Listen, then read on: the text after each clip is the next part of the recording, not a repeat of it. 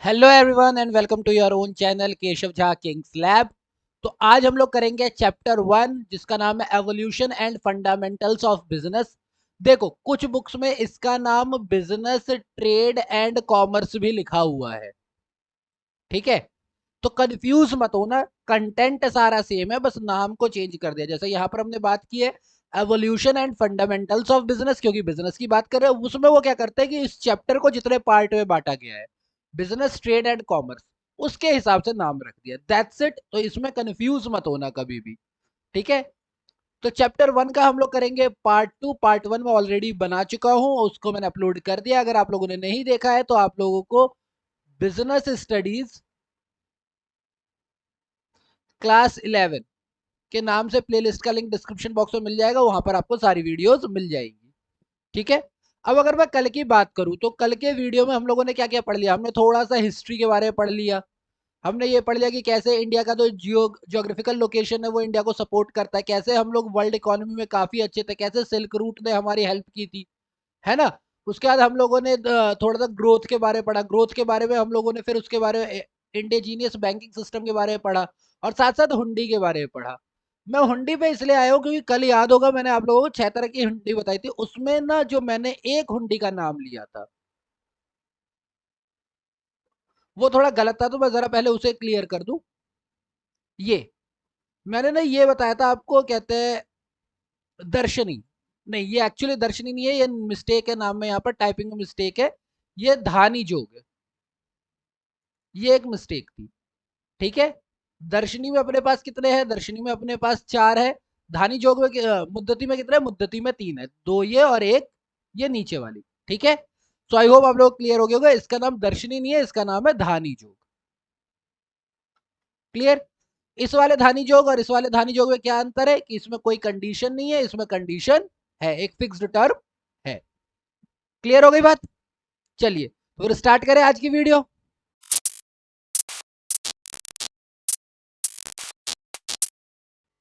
आज जो हम लोग स्टार्टिंग करेंगे वो ट्रेडिंग कम्युनिटी से करेंगे। देखो क्या हुआ, जब ट्रेड बढ़ने लगा, जब ट्रेड बढ़ने लगा तो जो लोग ट्रेड कर रहे थे उन लोगों ने कहा कि यार हमें प्रोटेक्ट करने के लिए कम्युनिटी बनानी पड़ेगी अपनी, क्योंकि कम्युनिटी बनाए बगैर, सोसाइटी बनाए बगैर हम अपने आप को प्रोटेक्ट नहीं कर सकते। और सोसाइटी के कुछ रूल्स होंगे, वो रूल्स हम फॉलो करेंगे। जैसे कि हमें इतना इतने का सामान बेचना है, इससे ज्यादा महंगा नहीं बेच सकते, इस एरिया में नहीं बेच सकते, इस एरिया में बेच सकते हैं, कौन सा एरिया कौन सा कवर कर, कौन सा इंसान कवर करेगा, ये सारी चीजें ट्रेडिंग कम्युनिटीज करती है, हैंडल करती है, ठीक है।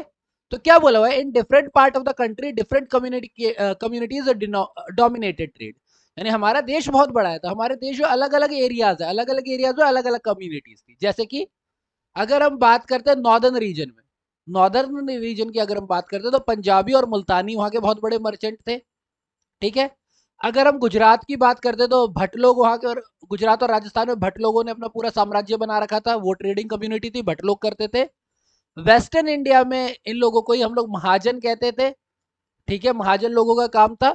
और साउथ के अंदर, अब इसकी प्रोनाउंसिएशन हो सकता है साउथ के हिसाब से मेरी गलत हो, पर मैं छाट, मैं ये छाट वाला कहूंगा कि छाट बोलते थे यार, कि सी एच है तो छाट होना चाहिए, च भी हो सकता है, मैं एम नॉट श्योर कि ये चाट था या क्या था, ये आई एम नॉट श्योर कि ये छाट है या क्या है। सो आई एम नॉट, वर्ड के लिए मेरे साथ थोड़ी सी दिक्कत हो सकती है, क्योंकि हो सकता है मैं तो यहाँ पर जो लिखा हुआ है वो पढ़ दूं, पर साउथ में प्रोनाउंसिएशन अलग होगी, मे बी पॉसिबल, ठीक है। फिर हमारा अर्बन और रूरल एरिया भी बटा हुआ था। तो अर्बन एरिया जहां से कि अहमदाबाद है, वहां की जो महाजन कम्युनिटी थी उन लोगों ने एक और काम किया था। उन्होंने कहा था कि अब बहुत सारे व्यापारी हैं, इन व्यापारियों का भी एक हेड होना चाहिए। तो उन्होंने क्या कहा कि collectively represented by there chief, उन्होंने एक चीफ बना लिया अपना, जिसका नाम ही दे दिया नगर सेठ। बाकी सारे सेठ, उनके ऊपर नगर सेठ। बाकी और भी चीजें थी, और भी लोग काम करते थे वहां पर। अदर अर्बन ग्रुप्स भी थे, जैसे कि हकीम और वैद्य हुआ करते थे। वैद्य यानी फिजिशियन, डॉक्टर्स की बात हो रही है। वकील यानी लॉयर हुआ करते थे। पंडित और मुल्ला यानी टीचर्स हुआ करते थे। पेंटर्स, म्यूजिशियन एंड कैलीग्राफर्स ये हुआ करते थे। तो यानी अलग अलग, हमारा काफी डेवलप्ड सोसाइटी थी। ये सारे कैलीग्राफर्स पता है ना आपको कौन से होते हैं? हाँ, तो ये सारी चीजें, कैलीग्राफी राइटिंग के लिए होता है ना, जो अलग अलग तरीके की राइटिंग करते हैं, एक ही लेटर को वो जो ऐसे बड़ा ब्यूटीफुली सा बना करके लिखते हैं, वो होती है कैलीग्राफी, ठीक है। समझ आ गया? अब इनके बारे में समझो, आपको ये तो बता दिया मैंने कहाँ कहाँ क्या क्या कम्युनिटी है। मर्चेंट कॉर्पोरेशन वाज फॉर्म्ड क्योंकि अब क्या हुआ, merchant community driven power and prestige from the guilds which were autonomous corporation formed to protect the interest of trade. इन्होंने क्या किया, ऐसे सोसाइटी बना ली, ऐसे कॉर्पोरेशन बना लिया जो कि खुद से काम करती थी, ऑटोनॉमस, उसे किसी का सपोर्ट नहीं चाहिए था, वो अपने आप में काफी डिपेंडेंट थी, ताकि ये लोग अपने हित की रक्षा कर सके, ये लोग अपने इंटरेस्ट की रक्षा कर सके। और these corporation framed their own rules, अपने ही रूल बनाए, क्योंकि ऑटोनॉमस है ना, किसी का रूल मानने की जरूरत है, अपने रूल बनाए ऑफ मेंबरशिप, किसको मेंबर बनाना है नहीं बनाना है, कैसे व्यापार करना है, क्या प्रोफेशनल कोड ऑफ कंडक्ट होगा नहीं होगा। ये लोग इतने पावरफुल थे कि king were suppose to accept and respect, king भी अपोज नहीं कर सकता था। इसका एक तो सबसे बड़ा रीजन है, किंग तो राजा है ही, लेकिन राजा को भी क्या चाहिए, फाइनेंस चाहिए ना, फाइनेंस यानी पैसा चाहिए, पैसा कहाँ से आएगा, ट्रेडिंग कम्युनिटी से आएगा।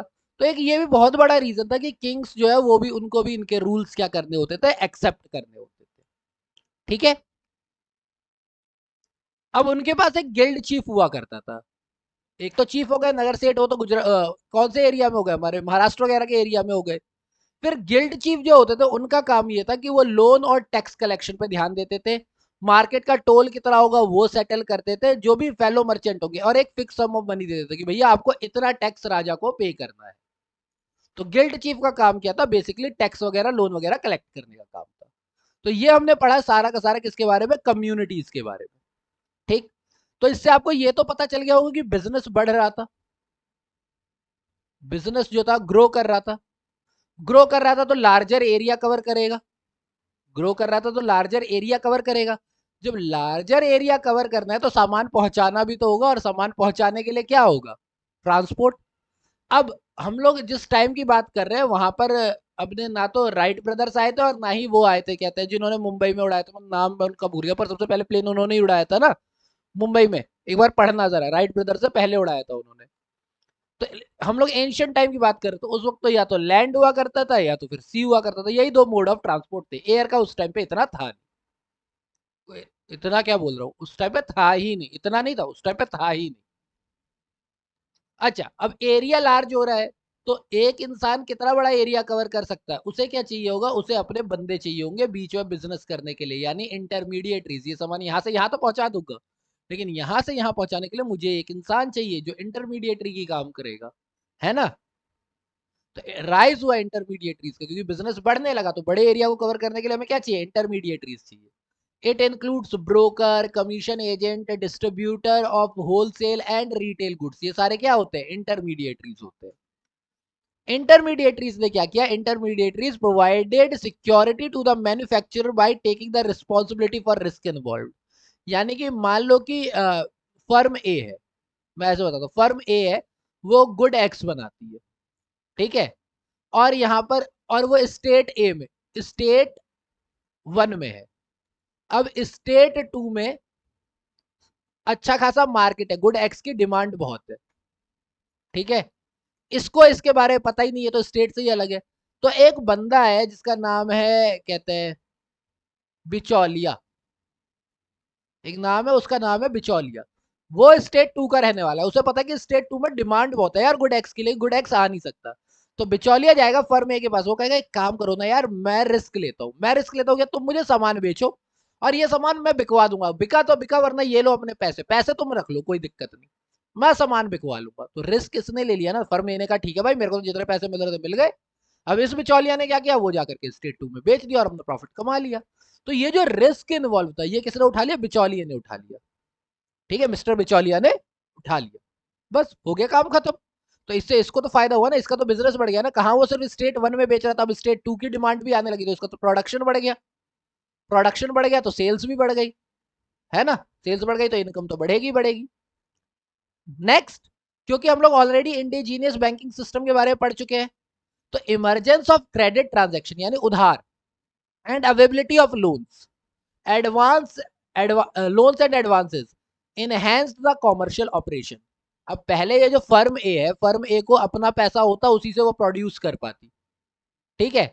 अब क्या कर रहे हैं, जैसे बिचौलिया, मिस्टर बिचौलिया ने कहा एक काम करो, एक महीने के बाद मुझे 10,000 पीस चाहिए, इन्होंने कहा ठीक है 10,000 पीस बनाने में तो सर 4 रुपए के हिसाब से मुझे 40,000 रुपए लगेंगे। ठीक है, तो इसने कहा एक काम कर भाई, तू 20,000 रुपए मेरे से ले ले अभी, 20,000 रुपए तो तू मेरे से अभी ही ले ले। ये पहले नहीं मिलते थे, अब मिलने लग गए। तो जब फर्म को 20,000 रुपए यहाँ से मिलने लग गए, 20,000 रुपए वो बैंक से ले लेगा, तो रिस्क भी कम हो गया, रिस्क भी कम हो गया, एडवांस भी मिल गए। तो इस वजह से क्या होगा, बिजनेस बहुत ज्यादा ग्रो कर रहा था। क्लियर, समझ में आ गया इंटरमीडिएटरीज के बारे में। अब ये कोई ज्यादा बहुत बड़ा पॉइंट नहीं है, ये सिंपल से नाम है, आपको नाम ही याद करने हैं कि उस टाइम की बात करें, जब हम एंशिएंट हिस्ट्री की बात कर रहे हैं, तो वहां पर ट्रेड सेंटर कौन कौन से है, तो पाटलिपुत्र है, पेशावर है, तक्षशिला है, इंद्रप्रस्थ है, मथुरा है, वाराणसी है, मिथिला है, उज्जैन है, सूरत है, कांची है, मदुरा है, ब्रोच है, कावेरी पट्टा और ताम्रलिप्ति है। मैं एक बात सीधी सीधी बोल देता हूँ, ताम्रलिप्ति, अगर आप इन सबको आप इंडिया के मॉडर्न मैप पे सर्च करोगे ना, इंडिया के मॉडर्न मैप पे इन एरियाज को सर्च करोगे, एक्चुअली ये होल इंडिया बनता है। यानी कि सारे के सारे इंडिया में ही मेजर ट्रेड सेंटर थे। मेजर ट्रेड सेंटर एक दो जगह नहीं था, पूरी जगह पे था। अब ये देखो, दिल्ली आ गया आपका, पाटलिपुत्र पटना आ गया आपका, सूरत अहमदाबाद आ ही गया आपका, वाराणसी मिथिला, मिथिला बिहार हो गया, वाराणसी मथुरा कहाँ पे चला गया आपका, यूपी में चला गया, कावेरी पट्टा ताम्रलिप्ति ये हमारा साउथ की तरफ हो गया। तो अगर आप डालोगे तो हमारा पूरा इंडिया ही बिजनेस कर रहा था उस टाइम पे, बहुत ज्यादा बिजनेस था। ठीक, लेकिन बिजनेस कर किसका रहा था, तो मेजर एक्सपोर्ट और इंपोर्ट क्या था, तो एक्सपोर्ट के मामले में तो हम वही करेंगे ना जो हमारे देश में बनता था। हमारे देश में सबसे ज्यादा इंपॉर्टेंट क्या थी, मसाले, मसाले, दुनिया को मसाले हमने दिए भाई। तो उन लोगों को टेस्ट, तो उन लोगों को कुछ पता था टेस्ट के बारे में, मसाले हमने दिए। ठीक है, वीट हमने दिया, वो मीट खा खा के खुश रहने वाले हैं, वीट हमने दिया है उन्हें, शुगर हमारा दिया हुआ है, इंडिगो हमारा दिया हुआ है, ओपियम तक हमने दिया, अफीम को कहते हैं ओपियम। ठीक है, सिबामे ऑयल हमने दिया है, कॉटन हमने दिया है, लाइव एनिमल्स और एनिमल प्रोडक्ट जैसे कि फर हो गए, पर्ल्स हो गए, ये सब तो हमने ही दिए हैं ना। पर्ल्स, मोती, तुम्हें पता है ना सीप के अंदर होता है, सब हमने दिया, हम एक्सपोर्ट करते थे। अब ऐसा भी नहीं कि उनके पास कुछ नहीं था, उन्होंने भी हमें बहुत कुछ दिया है। उन्होंने भी कुछ एनिमल प्रोडक्ट हमें दिए जो हमारे पास नहीं थे, और सबसे बड़ी चीज जो विदेशों से हमें मिली वो थी हॉर्सेस। हमारे यहाँ अच्छी ब्रीड के हॉर्स नहीं थे, उन्होंने हमें हॉर्सेस प्रोवाइड किए। चाइनीज सिल्क ये आया, लाइनेन आया, गोल्ड आया, सिल्वर, टेन, ये सारी चीजें हम लोग इंपोर्ट करते थे। ठीक है, तो वो बस उतना याद करना है, सारे याद करने की जरूरत भी नहीं, आप 4-5 ट्रेड सेंटर याद कर लो, 4-5 एक्सपोर्ट याद कर लो, 4-5 इंपोर्ट याद कर लो, एग्जाम में इससे ज्यादा आएगा भी। ठीक है, अब एक चीज समझो, मैं बता रहा हूँ, आई 1 AD, 1 AD का मतलब क्या हुआ, एनोडोमनी, यानी कि क्राइस्ट के बर्थ से जस्ट बाद, जैसे ही हमारा खत्म होता है ना, 0 BC खत्म होता है, तो वहां से जो 1 AD शुरू हुआ, एनोडोमनी शुरू हुआ, वहां से लेकर के 1991, क्योंकि वहां पर न्यू इकोनॉमिक पॉलिसी आ गई थी, न्यू इकोनॉमिक पॉलिसी, एलपीजी वगैरह सब आ गया था इसके अंदर, हम लोगों ने पढ़ा हुआ है 10th क्लास में।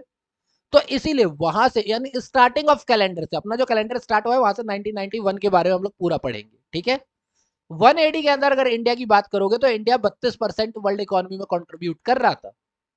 ठीक है, 1000 AD में ये वर्ल्ड रीजनल कंट्रीब्यूशन में अभी भी ये 32% पे तक, 1000 सालों में कोई फर्क नहीं पड़ा। लेकिन 1550 AD, यहाँ पे मिस्टेक है, ये 1550 AD होगा।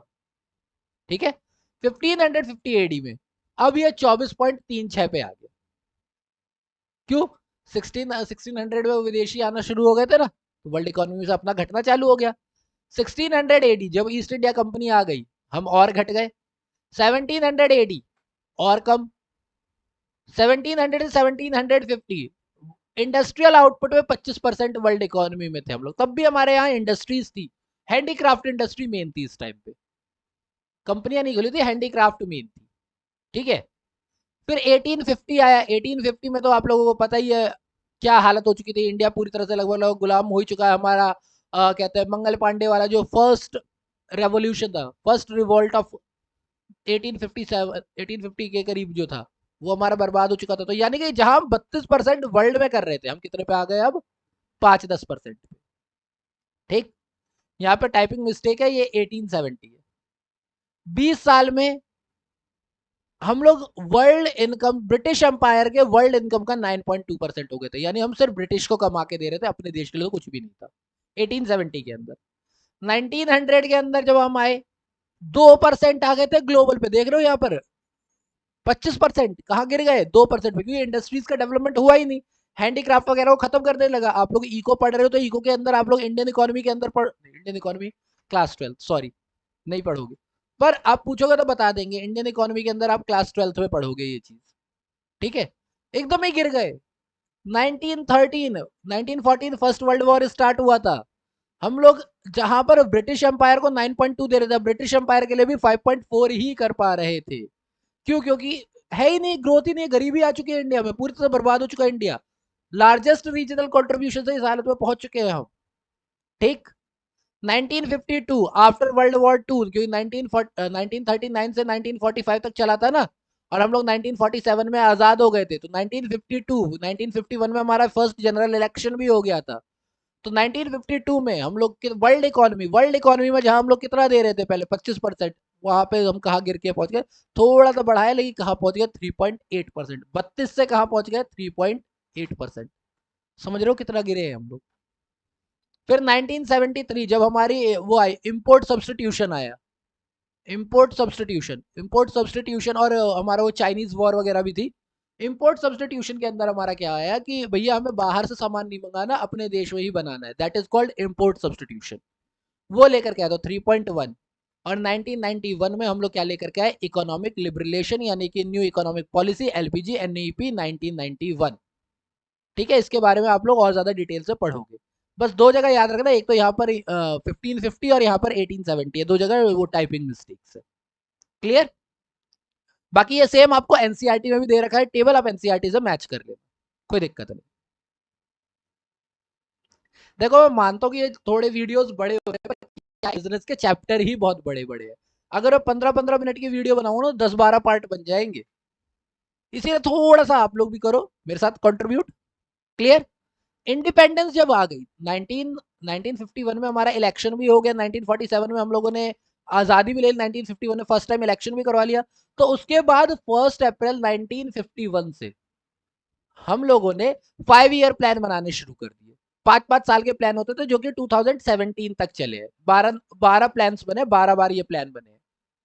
Despite these efforts Indian economy could not developed at a rapid pace. इतना गिर चुकी थी ना इकोनॉमी कि ग्रोथ हो तो रही थी, पर बिल्कुल ऐसे ऐसे हो रही थी। समझ रहे हो, बिल्कुल धीरे धीरे, कोई ऐसा था ही नहीं ग्रोथ।